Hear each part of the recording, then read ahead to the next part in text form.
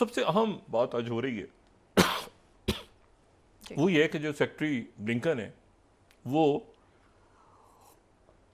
आज उन्होंने इसराइल का दौरा किया और मेरा ख्याल है कि शाम में अभी किसी वक्त वो कायरो निकल जाएंगे, क्योंकि उनकी दोनों मुलाकातें जो हैं वो कामयाब रही हैं। यानी एक तो उनकी मुलाकात हुई है सदर से जी। इसराइल के, और दूसरी 3 घंटे की मुलाकात उनकी नेतन्याहू से हुई है। और उस मुलाकात के दौरान सेक्रेटरी ब्लिंकन ने उसके बाद जो बात हुई है, और नेतन्याहू ने जो बात की है, जो उनके वज़ीर आज़म हाउस से जो एलामिया आया है वो ये आया है कि हम मुआहदे को मुकम्मल तौर पे मानने को तैयार हैं। ये इसराइल की तरफ से पब्लिकली पहली दफ़ा नेतन्याहू ने बात की है,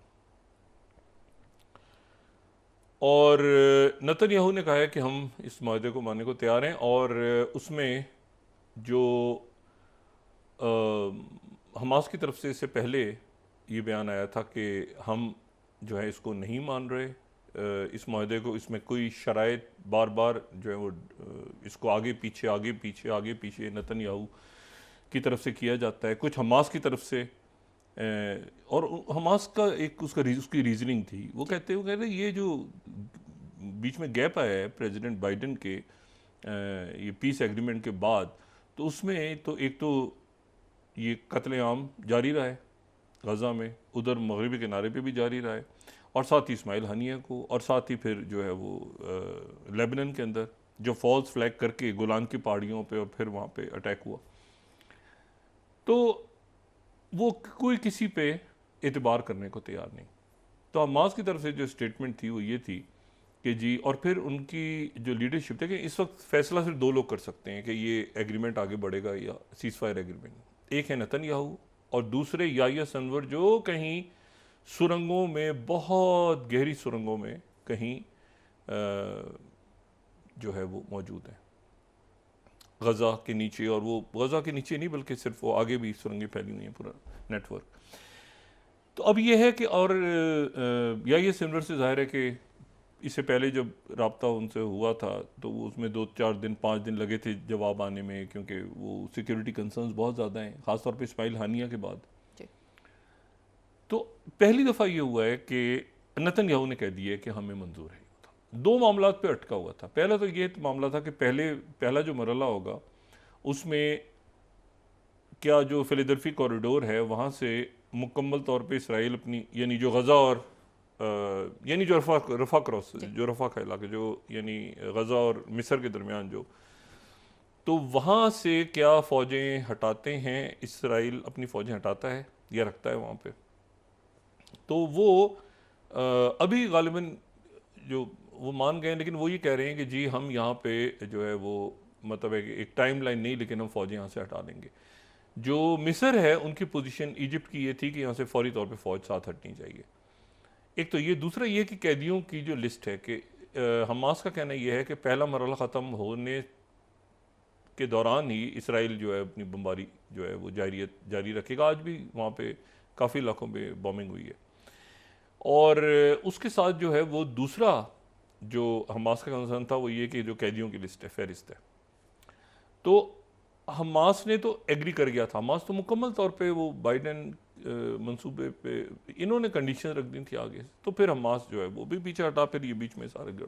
तो अब सेक्रेटरी ब्लिंकन मौजूद है, और सेक्रेटरी ब्लिंकन ने ये कहा इसराइल पहुंचने के बाद जो उनकी पहली स्टेटमेंट आई जो इसराइल के प्रेसिडेंट से, प्रेसिडेंट वहाँ का एक सेरेमोनियल सा एक है रोल,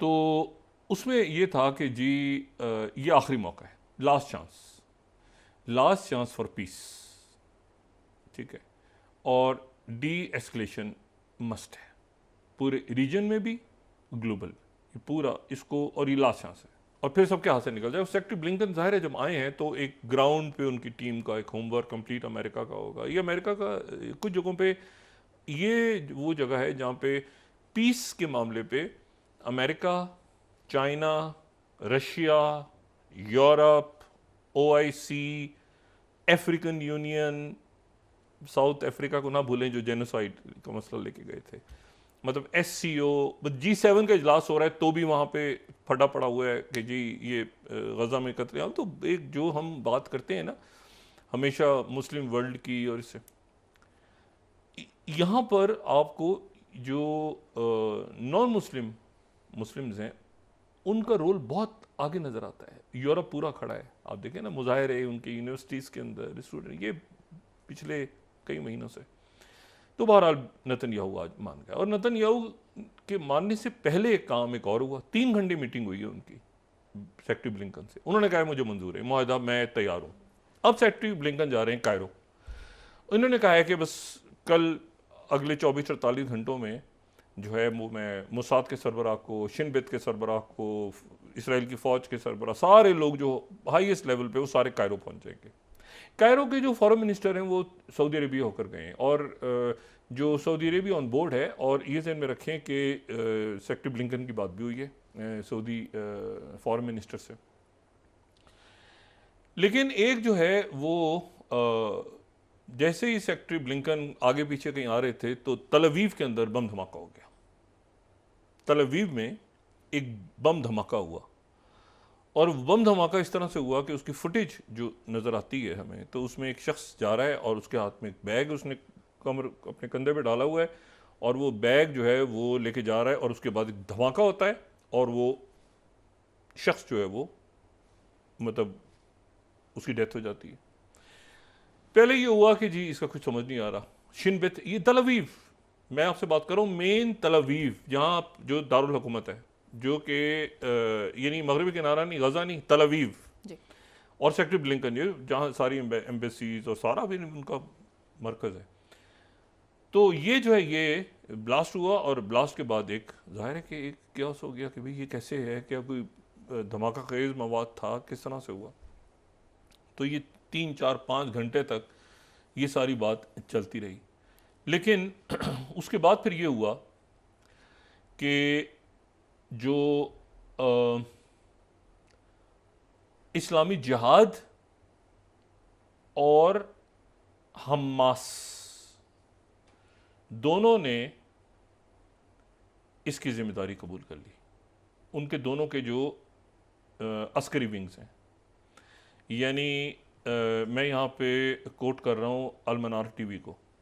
अलमनार उनकी जो न्यूज़ एजेंसी है, ताकि उनका ही नुक्ता नज़र सामने आ जाए, और फिर मैं इसको यहाँ पे रॉयटर्स पे जाऊँगा। तो पहले 6th हमास इस्लामी जिहाद क्लेम रिस्पॉन्सिबिलिटी फॉर तल अवीव, ठीक है, और उन्होंने कहा कि मजीद ऑपरेशंस। और फिर राइटर्स 5वीं स्लाइड, हमास एंड इस्लामी जिहाद claim responsibility for bomb blast.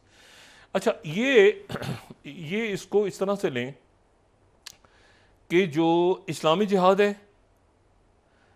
तो उनका जो है उनके साथ जो है वो कुद्स ब्रिगेड उनकी है, अल-कुद्स ब्रिगेड उनका अस्करी विंग है इस्लामी जिहाद का। और जो हमास है, हमास का जो है वो कसाम ब्रिगेड, अज़दुन कसाम के नाम पे जो।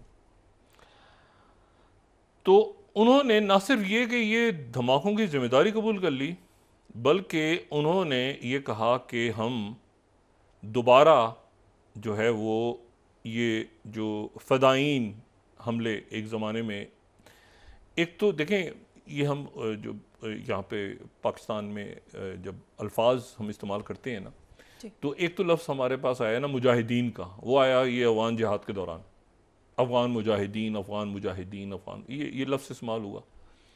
लेकिन जब फ़लस्तीनियों का जिक्र होता था ना उससे पहले, तो वो मुजाहिदीन के बजाय लफ्ज़ इस्तेमाल होता था फ़दाईन, फ़लस्तीनी फ़दाईन, ठीक है। मुजाहिदीन भी कहते थे, लेकिन फ़दाईन का लफ्ज़ ज़्यादा होता था। वो अपने को फ़िदा मतलब वो सुसाइडल मिशंस पे होते थे कि जो भी करना करो। अच्छा, अब इसमें यह है कि ये तो उन्होंने कहा कि हम जो है वो अपने फ़दाईन का जो अटैक्स हैं वो दोबारा शुरू कर रहे हैं इसराइल में और इसराइली मफादात ऑल ओवर।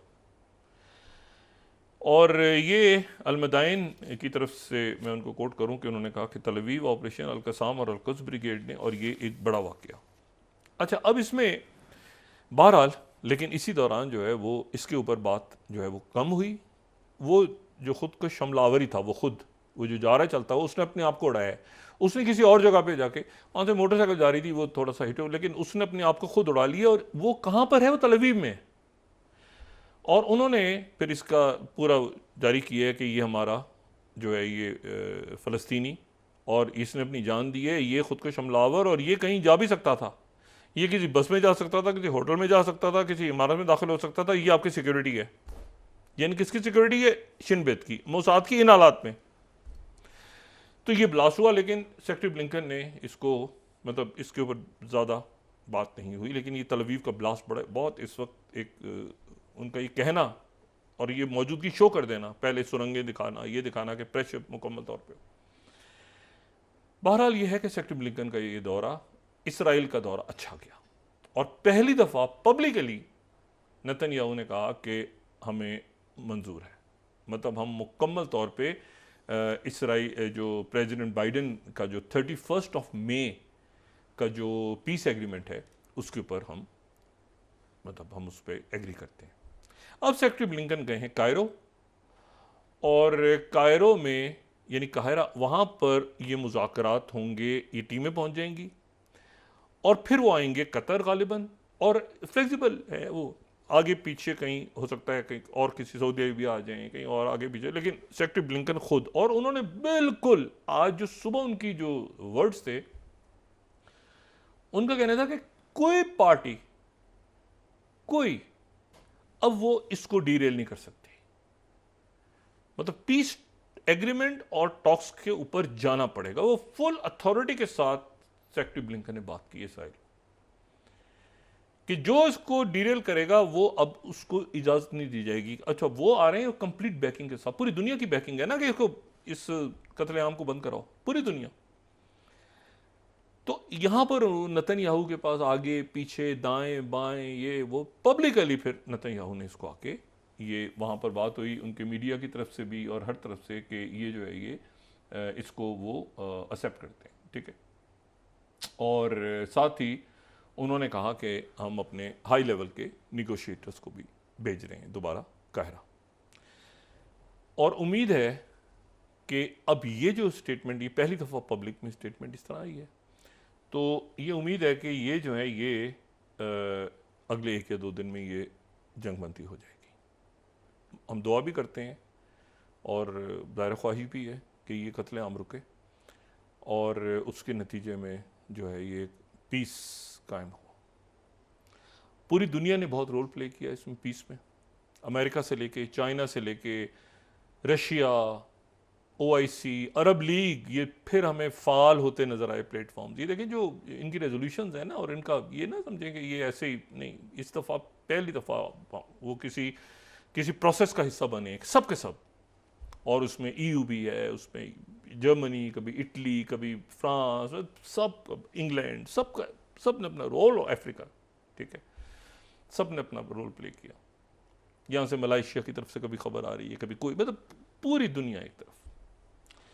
तो ये अगर पीस होता है इसमें, पीस एग्रीमेंट, तो ये बहुत बड़ी बात होगी, बहुत बड़ी अचीवमेंट होगी, जिसकी तरफ ये काफ़ी आगे चले गए हैं, क्योंकि ये ऐलान जो है ये नेतन्याहू ने किया है।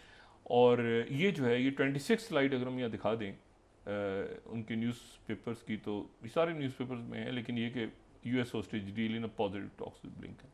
अब इससे ज़्यादा तो वो बात ज़ाहिर है, पहले तो नहीं होगा, ऐसे होगा, वैसे होगा, ये होगा, वो होगा, लेकिन ये कि ये उन्होंने बात जो है वो कर दी है।